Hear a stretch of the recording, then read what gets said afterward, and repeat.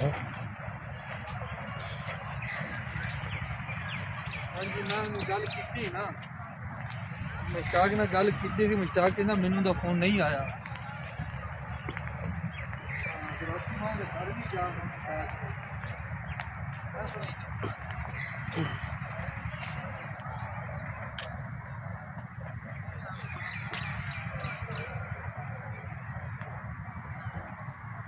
सारी कश्तियाँ हो गई हैं।